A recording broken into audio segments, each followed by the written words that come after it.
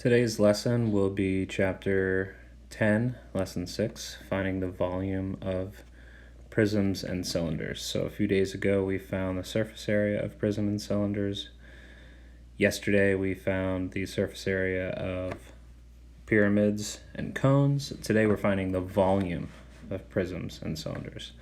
So just to review the definition for volume, volume of a three-dimensional figure is the number of non-overlapping unit cubes of a given size that will exactly fit in the interior of that three-dimensional shape. Then we have the Cavalieri principle, which is not easy to say, and I'm sure I didn't say it correctly, but it basically states that if two three-dimensional figures have the same height, which first of all, let's verify that these have the same height, since this one on the left appears to be a right prism, the height would just be one of the edges, and on the right,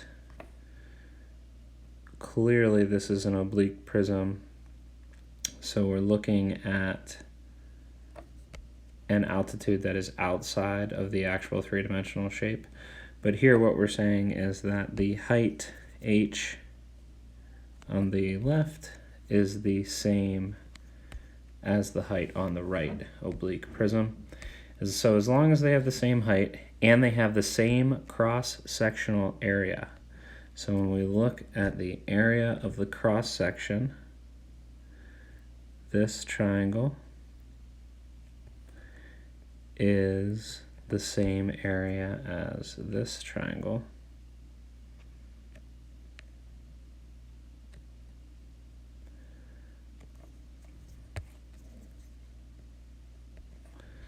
So as long as those two conditions are true, we have the same height and the same cross-sectional area, then we must conclude that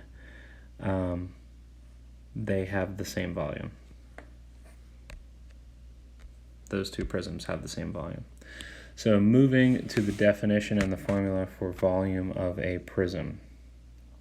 Volume of a prism, and this should be review for everyone, volume is going to be equal to area of the base times the height.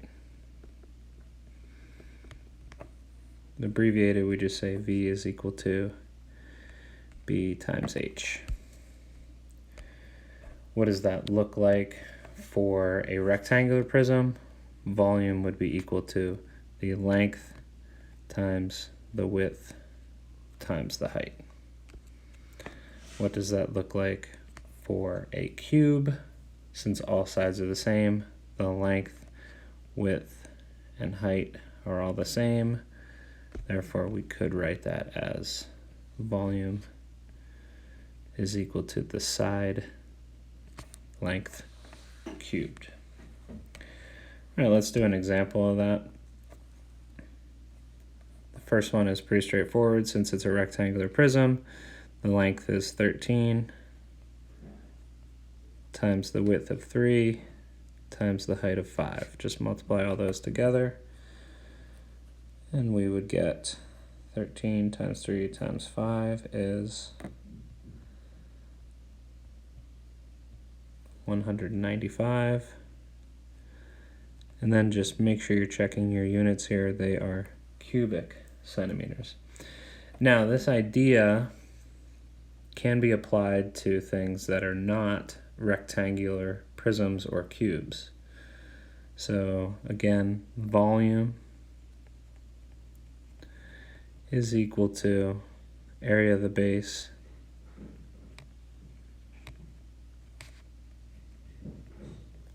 times height.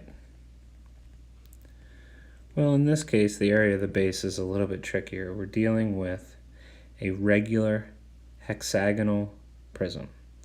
So we need to go back to our definitions, or to our formulas, excuse me, and remember that the base area And since it's a regular hexagonal prism, and the only information we're given is one of the side lengths, we're going to have to go back to the formula for finding the area of a regular hexagon, and that would be 3 square roots of 3 times the side length squared all over 2.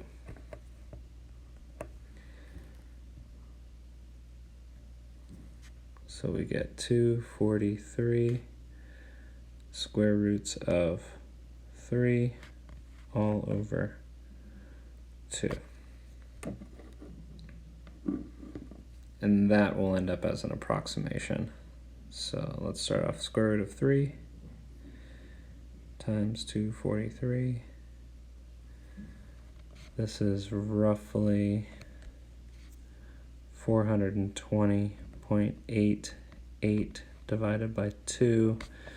So the area of the base here is going to be approximately 210.44. All right. Now that we have that, we can say the volume is going to be equal to the area of the base, which is 210.44, times the height, which is 12.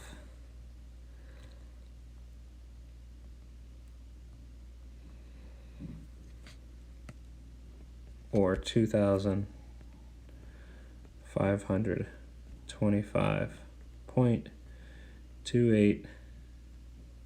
And don't forget centimeters. No, it's not centimeters, excuse me. Feet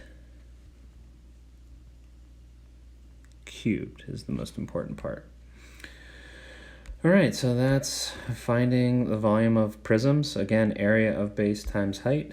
When we go down to cylinders, we find that we have pretty much the same principle and the same formula. Again, Cavalieri's principle.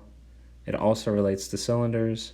The two stacks have the same number of CDs, thus being the same height, and they have the same number of CDs, or the same cross-sectional area, so they're going to have the same volume. Volume of the cylinder, again, is just going to be equal to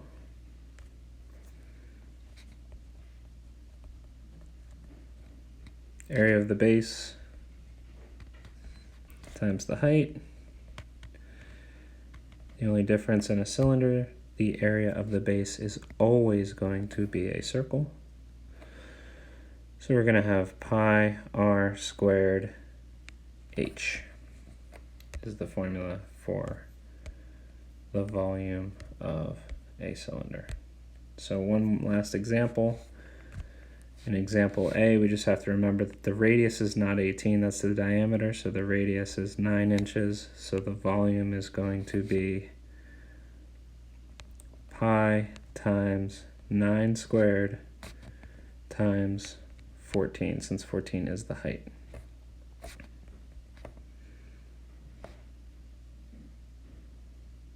And that'll be 81 pi after I square the 9. Times 14, and 81 times 14 is equal to 1,134. Pi, don't forget the pi, inches cubed. And that's it.